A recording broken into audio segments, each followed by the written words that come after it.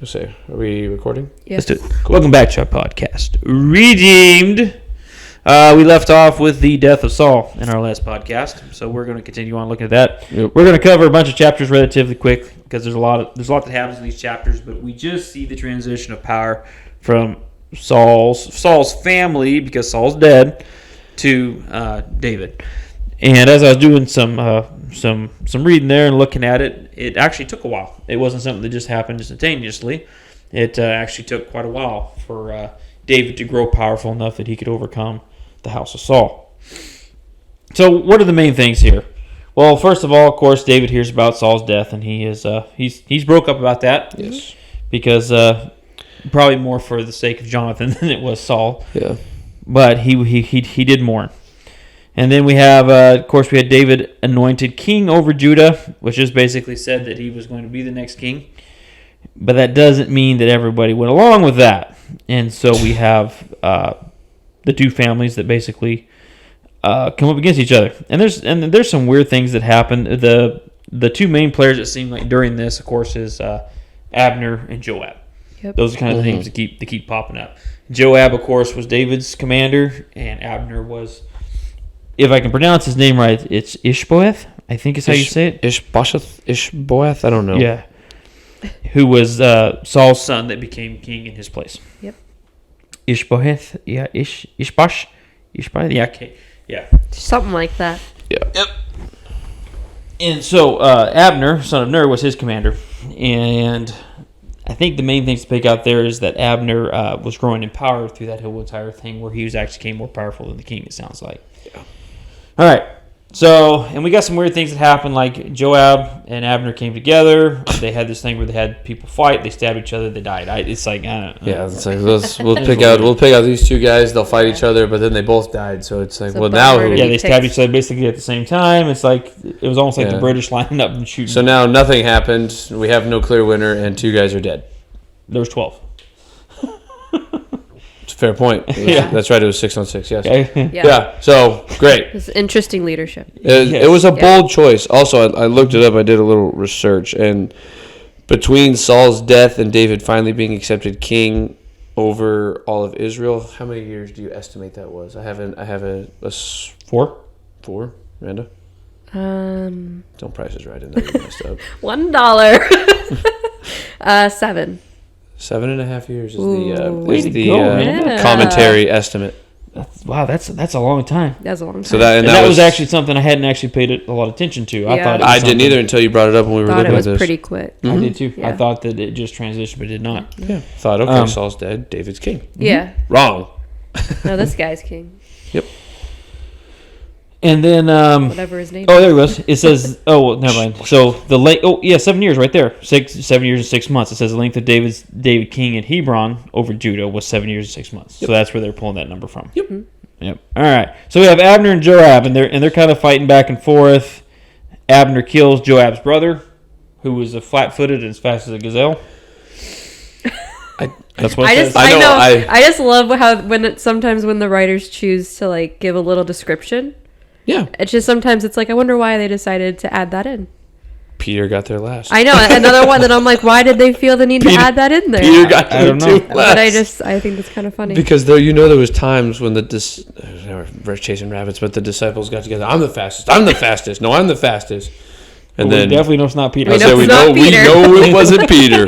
And John. Yeah. I think it was John. And I think it's written That wrote in John. it? I think it's John. Is the one that wanted to make sure that everyone Yeah. for the eternity of time knew. I'm faster than Peter. I'm faster than Peter. Put it in your book, Peter. Yeah. And so Abner kills Joab's brother. Yep. Because he just kept his brother. I can't, once again, it's one of those names I can't really pronounce, but kept pursuing him. Eventually, Abner got tired of it and basically killed him, and that's going to play out in Abner's death later on. Joab, we come to find out as we go through 2 Samuel, not the guy you want to mess with. No. No. That man had Bringer of death. yeah. He had red in his ledger. That's just not the guy. Nope. Not the guy who you want to get the brother of. Let's Yeah. just go there. Yep. He got things done, though. He did. He got things done. So throughout this process, Abner's becoming more and more powerful. He has a falling out with Saul's son and decides to come over to David.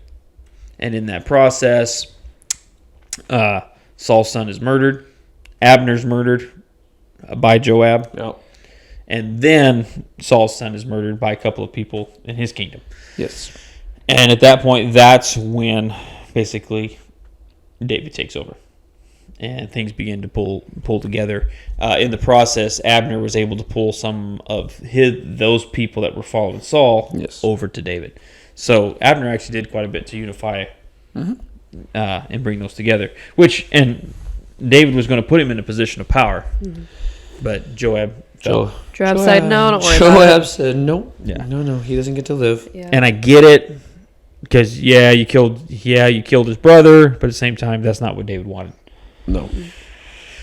So, and then we have David who finally takes the throne. Yeah.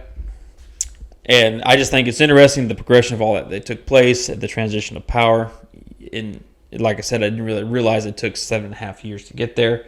And then it wasn't just like a clear, boom, boom, we're done. No, it was, there was a lot of fighting that happened. Like any good changing of power in those times. Mm-hmm. Not always peaceful. And he was still only 30 when he became king.